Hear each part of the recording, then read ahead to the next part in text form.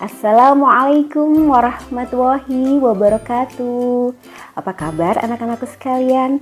Semoga kita senantiasa dalam keadaan sehat dan selalu dalam lindungan Allah Subhanahu wa Ta'ala.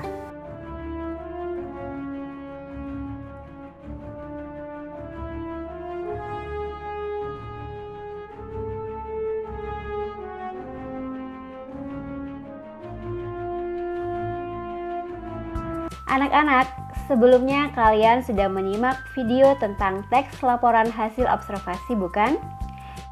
Nah, kali ini Ibu akan mengajak kalian untuk membahas materi tentang teks eksposisi dan strukturnya. Disimak baik-baik ya.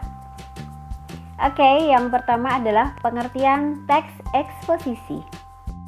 Ada yang tahu apa yang dimaksud dengan teks eksposisi? Ya, jadi teks eksposisi adalah suatu paragraf atau karangan yang memuat informasi dan pengetahuan yang disajikan secara singkat, padat, dan akurat. Teks eksposisi juga diartikan sebagai teks yang memiliki fungsi menyampaikan gagasan-gagasan atau pemikiran-pemikiran tentang suatu topik. Perlu kalian ketahui, teks eksposisi ini sifatnya ilmiah ya. Jadi biasanya digunakan ketika seseorang melakukan kegiatan diskusi dalam forum seminar. Teks eksposisi juga digunakan ketika menyatakan argumennya dalam debat. Kaidah teks eksposisi ini ditulis atau diucapkan dengan struktur yang singkat, padat, dan jelas agar mudah dipahami oleh pembacanya. Selanjutnya adalah tujuan teks eksposisi. Setiap tulisan pasti memiliki tujuan tertentu. Begitu juga dengan penulisan teks eksposisi. Secara umum, tujuan dari teks eksposisi adalah menjelaskan dan menyampaikan informasi yang memuat pengetahuan secara rinci dan terstruktur dengan dasar argumentasi yang kuat. Berikutnya adalah struktur teks eksposisi. Membahas teks eksposisi tentu tidak bisa lepas dari strukturnya. Nah, struktur apa saja sih yang termasuk dalam teks eksposisi? Struktur yang pertama adalah tesis. Tesis atau pernyataan pendapat adalah bagian pembuka dari teks eksposisi. Bagian ini berisi gagasan utama yang ingin disampaikan berdasarkan fakta yang ada pada masalah yang diangkat. Untuk struktur yang kedua adalah argumentasi. Argumentasi digunakan sebagai unsur penjelas yang mendukung tesis. Bagian ini berisi penjelasan yang lebih lengkap dari tesis yang dikemukakan pada pembuka teks. Umumnya berupa data hasil temuan, pernyataan ahli, alasan logis, dan fakta-fakta yang terjadi berkaitan dengan masalah yang dipaparkan. Dan struktur yang ketiga adalah penegasan ulang. Sesuai namanya, bagian ini bertujuan untuk menegaskan kembali atau menguatkan pendapat yang sudah disampaikan di awal. Penegasan ulang juga memuat tentang rekomendasi atau saran dari permasalahan yang diangkat. Selanjutnya yang akan kita bahas adalah ciri-ciri teks eksposisi. Ciri yang pertama adalah berisi informasi dan pengetahuan. Teks eksposisi harus memuat tentang informasi yang mengandung pengetahuan. Saat kalian membuat teks eksposisi, pastikan bahwa teks yang kalian buat sudah mengandung informasi penting yang berguna sebagai pengetahuan bagi pembacanya. Ciri yang kedua adalah penulisan yang singkat, padat, dan to the point. Jika kalian perhatikan, teks eksposisi dan strukturnya memiliki penulisan yang singkat, padat, dan to the point atau lugas. Jadi, saat kalian membuat teks eksposisi, usahakan agar pembahasan yang kalian jelaskan tidak keluar dari topiknya ya. Bahaslah poin-poin penting yang benar-benar diperlukan dalam masalah yang kalian angkat pada teks eksposisi. Ciri yang ketiga, objektif dan tidak memihak. Poin ini sangat penting diperhatikan dalam membuat teks eksposisi. Pastikan teks yang kalian buat berisi informasi yang objektif tanpa memaksakan opini kalian ya. Dalam membuat teks eksposisi, kalian tidak diperbolehkan memasukkan pendapat pribadi yang dapat menggiring opini pembaca. Buat kalian yang ingin menulis teks eksposisi, poin ini harus kalian camkan baik-baik. Kalian tidak bisa memasukkan opini kalian yang bisa menggiring opini pembaca nantinya. Teks eksposisi hanya berisikan informasi saja. Hanya informasi tanpa opini dan pendapat pribadi. Oke, itu tadi ciri-ciri dari teks eksposisi. Selanjutnya kita akan membahas kaidah kebahasaan teks eksposisi.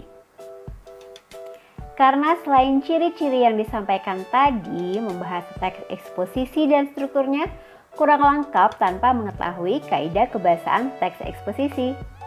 Oke, kita simak kaidah kebahasaan teks eksposisi. Yang pertama, menggunakan bahasa yang baku. Poin pertama ini sangat penting kalian perhatikan dalam teks eksposisi dan strukturnya. Karena bersifat objektif dan berisi fakta, teks eksposisi harus menggunakan bahasa yang baku alias formal. Kaidah kebahasaan yang kedua adalah menyatakan pendapat.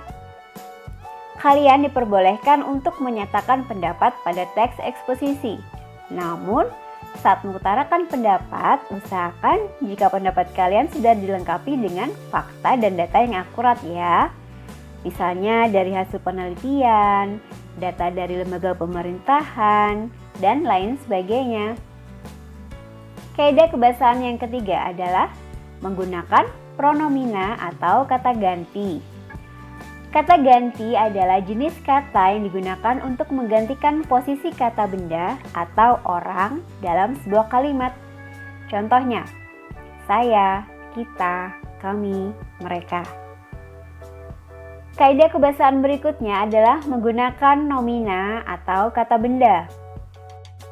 Kata benda adalah kata yang mengacu pada benda nyata atau abstrak seperti gambar, meja, rumah, dan sebagainya.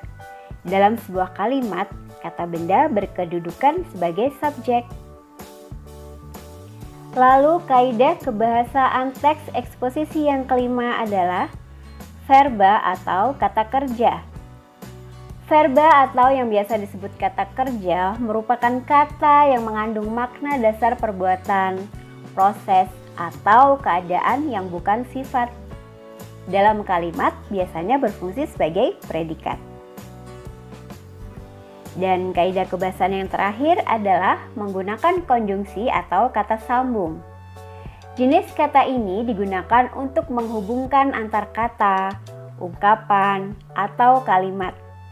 Selain itu, konjungsi juga digunakan untuk memperkuat argumentasi dalam pembuatan teks eksposisi.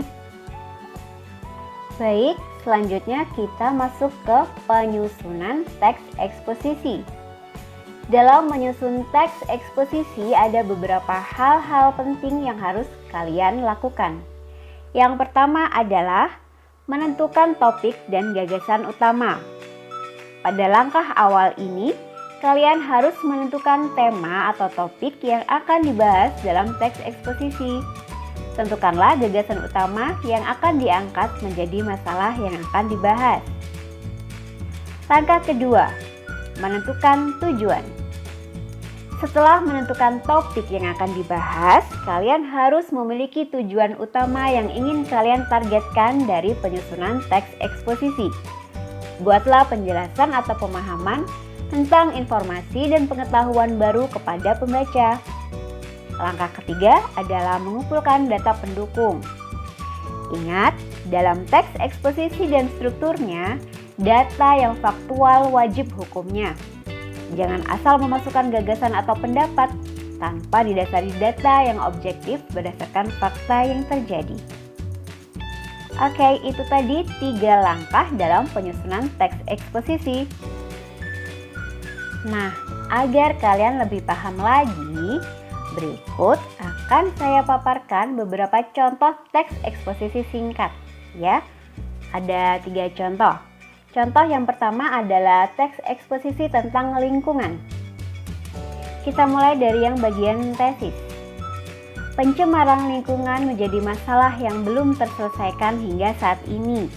Seperti yang diketahui, pencemaran lingkungan terparah disebabkan oleh sampah plastik. Sumber sampah plastik yang paling banyak mencemari lingkungan berasal dari rumah tangga. Tingkat populasi masyarakat yang terus naik berpengaruh pula pada kenaikan penggunaan bahan plastik di rumah tangga, sehingga plastik yang tidak terpakai menjadi sampah yang mencemari lingkungan.